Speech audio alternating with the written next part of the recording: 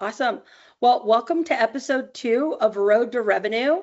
I'm Amanda Oliveira. I'm going to be your guest host today.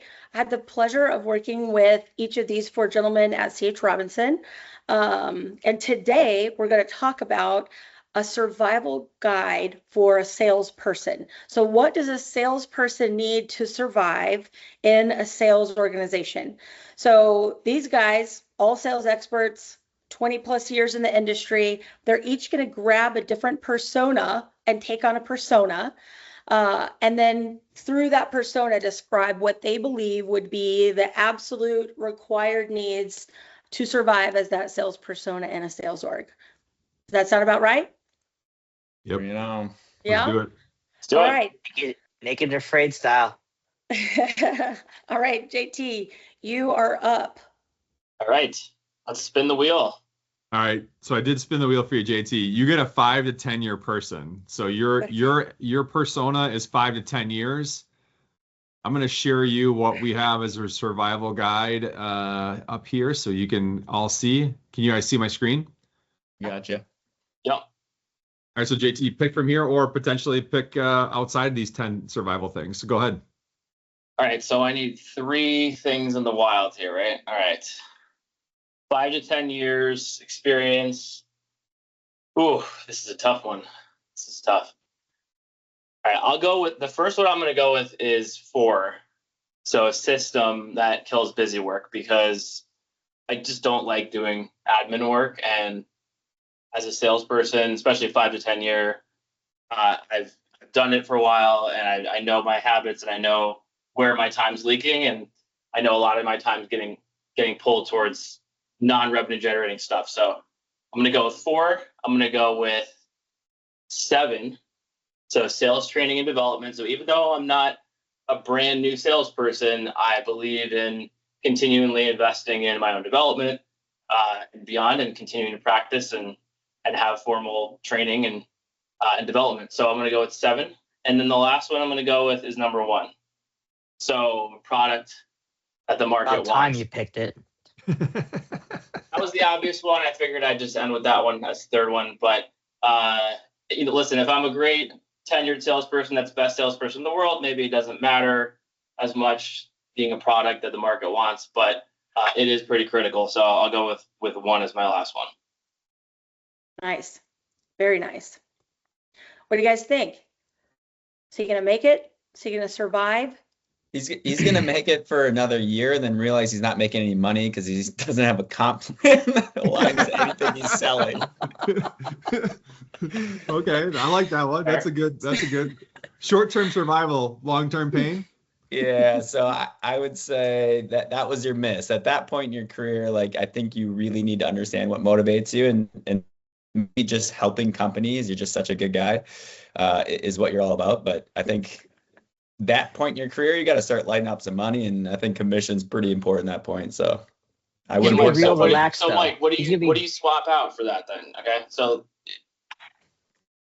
it's funny that it got a reaction of the product the market wants, because I think at a 5 and 10, that's a pretty big span. But at some point, you better be good enough in sales to not need a fully developed product. You could probably talk a customer through like a journey that we're going to go on together. I'm thinking if you're early in your career, you have to have that product buttoned up. I think 5 to 10, I would drop that for give me the money. I'll figure out how to get some deals pushed through. And that would be my trade-off. I agree with the busy work. Can't have it at that point in your career.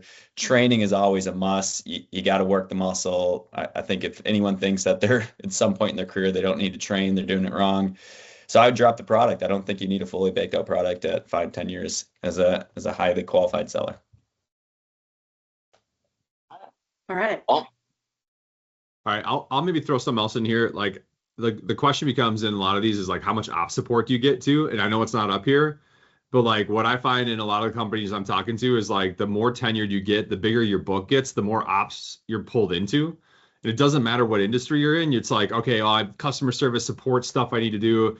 And so like I think the other part too is like for me, when you start to talk about these 5 to 10 year, 20 plus year roles, is like, how much am I actually doing what you're paying me to do, which is selling, versus doing a bunch of like admin type functionality, tactical work. I ask a lot of reps that are in this generation here at 5 to 10 years of like with a company, how much of your time spent on like tactical work with your customer versus strategic work. And it's at minimum 50-50, sometimes 80-20. So like that may be another thing to think about is the more tenure you get inside an organization, how much of that work is actually on your plate versus another teammates you can trust. Does that roll into a system though? Could that be included in a system? So we have CRM tech, but is the system in number 4 just CRM and tech, or is that Could a be systemic structure that supports a sales rep? I think in a question. year from now, AI is doing everything. So maybe, but no, I still think you need a good team behind you right now. If you're out on the road, you're having these calls. If you don't have someone keeping your accounts alive and well, I do agree you're going to be in some trouble. So yeah, that's fair. All right, who's up next? Manders. Bring it. He was super opinionated in the last one, so let's see what he has to say about it. Got no time left to talk. Talk the whole time. Oh, Mike's 20 plus years in his career, so good job. Yeah. Donut salesman. That's right. That's right. All right. I already hit on some of these things as I was attacking JT, but I agree. I'm taking training. I think the world moves fast. I think the industry moves fast. I think approaches the buyer persona is moving all the time. If you're not actively working on that skill set, I'm big believer that you got to get training development, even at 20 years. So I'm taking it out of the gates. I'm taking a comp plan, as I alluded to at this point. I'm less in it probably for needing development from a sales manager. I just think comp's probably pretty important after 20 years to align me to making sure I'm doing the right things in the organization. And I've got to also take a system that kills the busy work. I'm not about that life right now. I think there's really great tools that keep me organized and kind of lay out the day that I need. And that's really important at 20 years in. I probably don't have the multitasking skill set I did as a 23-year-old fresh into this job where I could juggle 8 things at once. I really need to like prioritize what I'm doing to be successful. And I think a system kind of points me in that direction, keeps me focused on right activities, what follow-up I need with the next account, and then just taking off some of the note-taking stuff that I'd rather have automated through a good system. All right, bring it. What did I miss? Man. Well, I think that being a 20-year vet, sales training and development is still important, but does it make the top 3? Maybe you can argue maybe it doesn't. Maybe it's 4. I would say you got to have lead gen and an SDR support at that point. Like you want to spend as much time as possible customer facing on discovery calls, generating your pipeline, and having somebody tee all those qualified meetings up for you.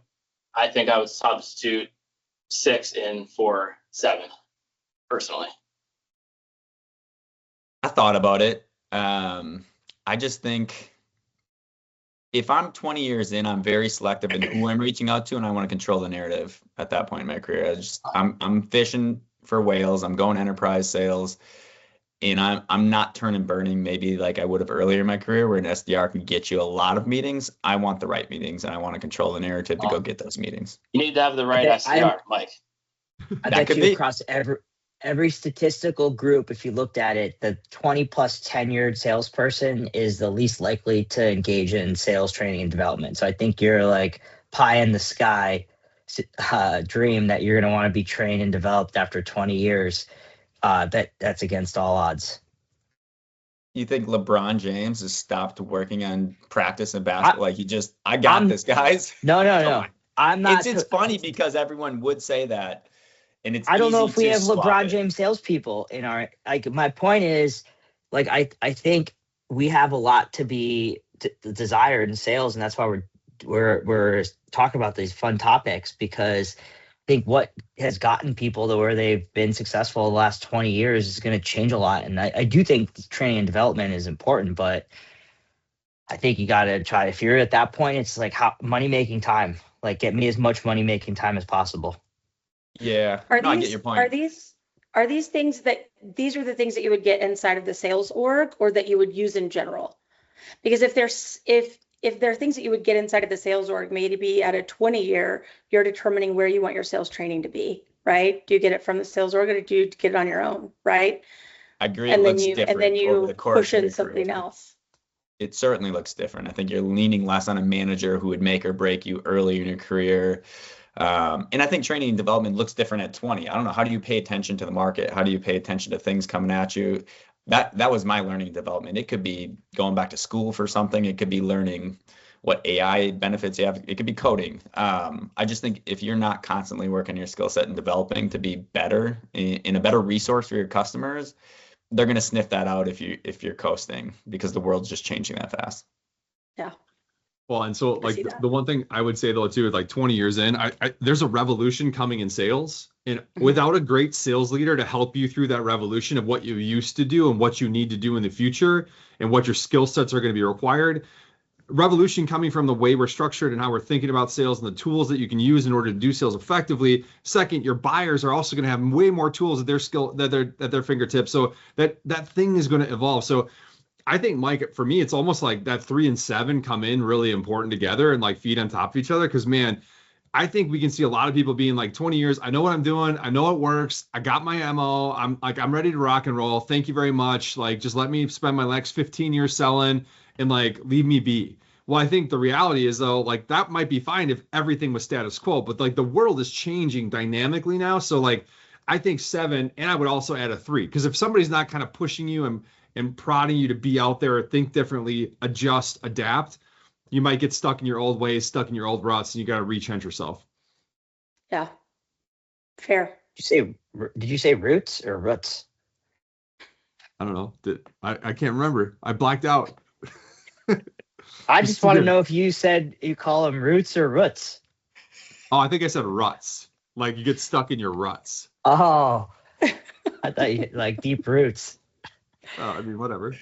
All right, That's who's funny. next, Amanda? All right, Nunzi, you're up. Oh, hang on. Wheels spinning. Slowing Newbie? down. Please be the newbie. Oh, 1 to 2 years. Oh, Yeah. Yes. 1 to 2 That's years, pretty man. new, right? Pretty Yeah, new. that's real new. Yeah, that's pretty new. All right, so first, I'm taking a great sales manager who coaches, because I'm surrounding myself with somebody that knows how to win immediately. So that's number one, to help navigate the jungle. And then I'm a savvy Gen Zer right now. I'm just not trying to have any busy work. So I want like cushy lifestyle, like JT said, no busy work because he doesn't like it. So nice and low stress on that side of things. So I'm taking a system that kills the busy work so I can be real efficient with my time. And then third, I'm going with a comp plan. So great coach, great system, and the ability to make money doing the things I need to do to win. So you're telling Hard to me argue. that Bring as a 1 to 2 year salesperson, you don't need sales training and development? I'd pick the sales manager over that, because I think I'd get like, I don't know, I had no sales training at 1 or 2 years in my career. I just watched the people around me do it and picked it up that way. So I don't know. Yeah, that's why I left Good it luck behind. getting 20 minutes of time out of that sales manager each week to have you developed. Or you hope No. they don't suck. Yeah, but why would the defining word in there is great. I know. So they but I'm can't just suck. saying, Yeah, I would Right. take a manager. I wouldn't eliminate the manager. I'm surprised you don't have a product that the market wants, because at that age, without knowing how to like navigate a buying persona, like you better have a product that lights their world up and they just want. Because I just think you're gonna have a hard time boxing out competition if your product isn't number one. You're just not gonna know how to play their English. I just assumed that I was employed at this place because they already had a product that was selling. No, So no. like that was just table stakes. I wasn't just like, I wouldn't sign up for some place that didn't have it. So I just figured I was already doing it. No, you're in a scenario of selling ketchup to people in white shirts. Good luck. That's fine. So Cutco early on, then freight.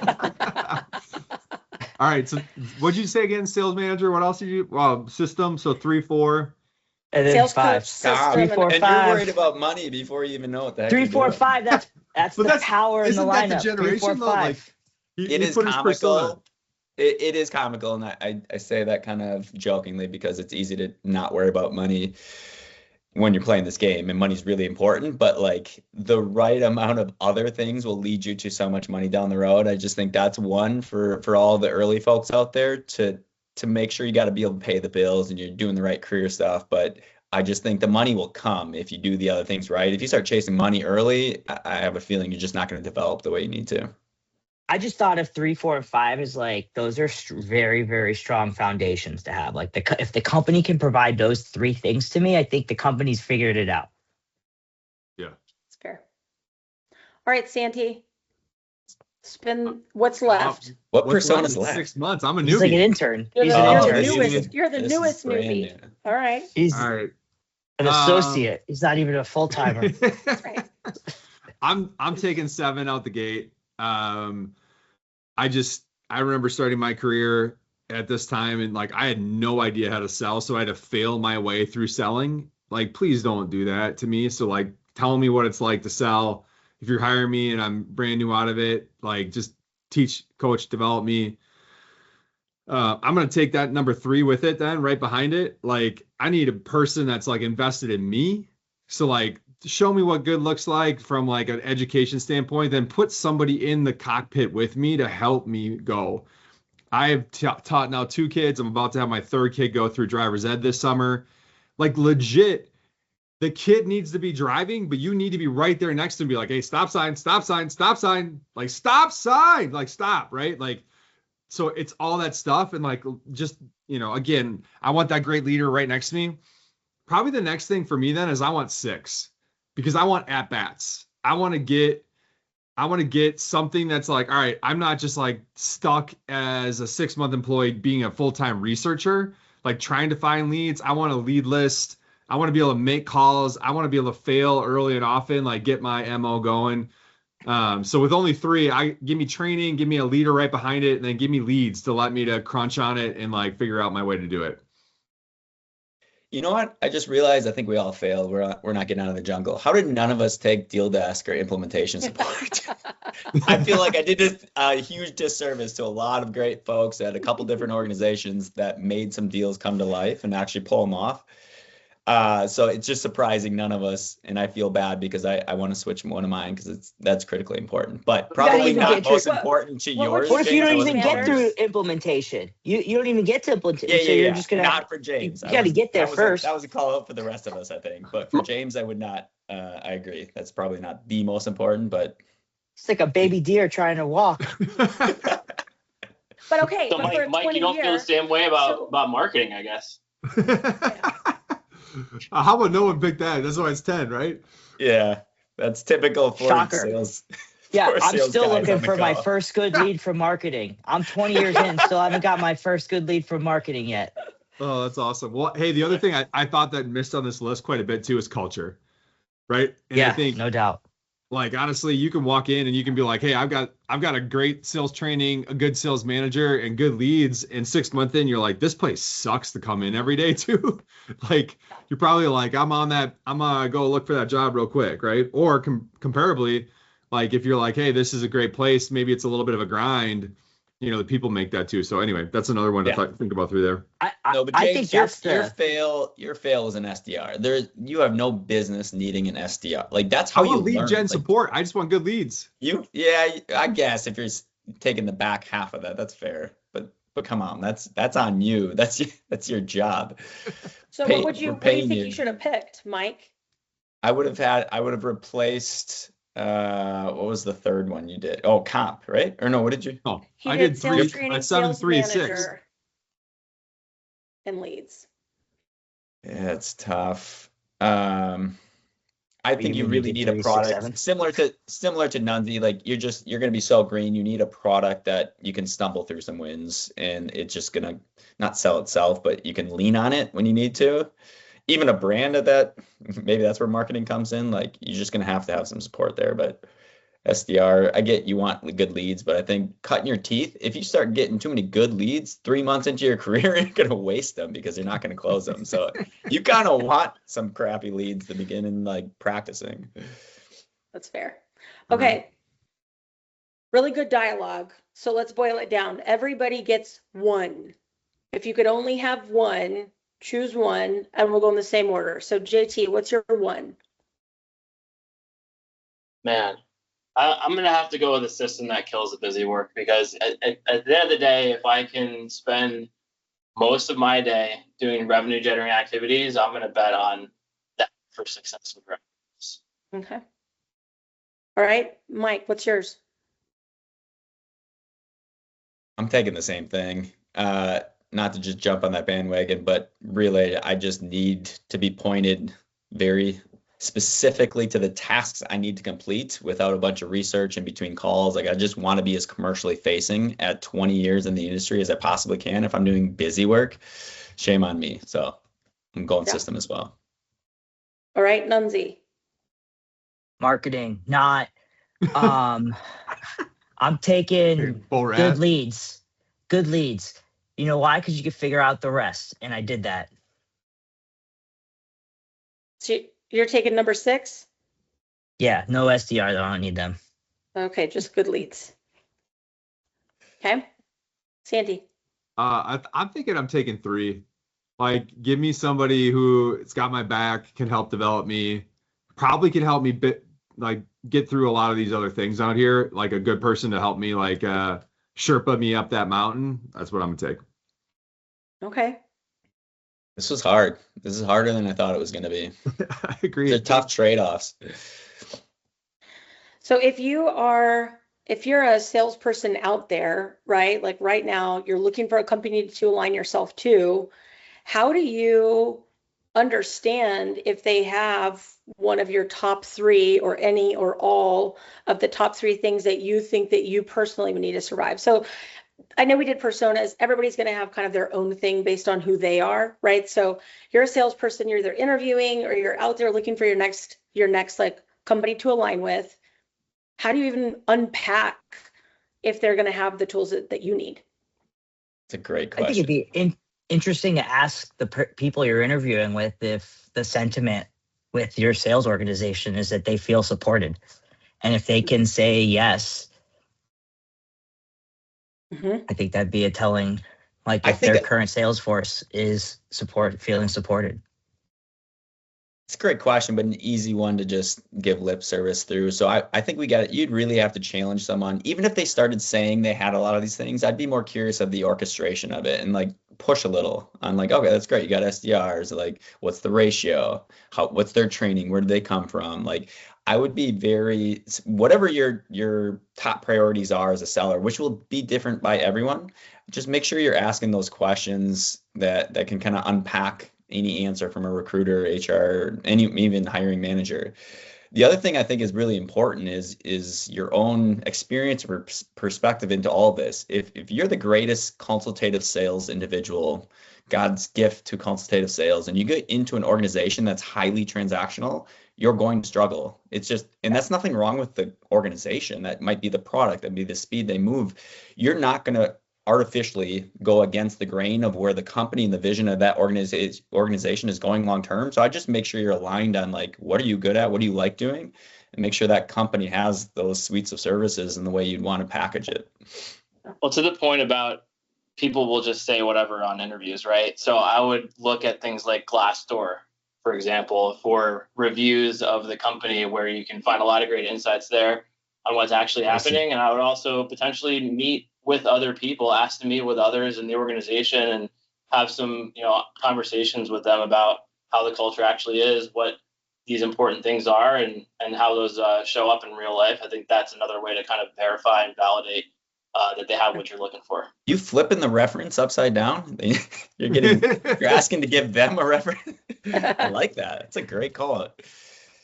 So I would just say 3 references of your top salespeople. I would say for me, the number one thing is just know that you should understand the ecosystem you're about to get into. And it's okay. Like, you should be like asking these types of questions. And I would be trying to understand as much as I could, like interviewing that company to say, what do you have for me? What am I walking into? How do I become successful? How do you support me? Because I'm telling you right now, with all the different companies I've met over the last 23 years of my career, there are some where I'd be like, I would absolutely go work there tomorrow. And there's others like, I would never work there. And you know what? You need to do that diligence as much as they're interviewing you. I think you need to interview them. And I think you need to be asking them like, hey, all right, talk to me about the ecosystem I'm about to walk into. What's it like? What's a day in the life? How does it work? How does it function? Have some of these things prepared, and ask the tough questions, and don't be that person. Be like, oh, no questions here.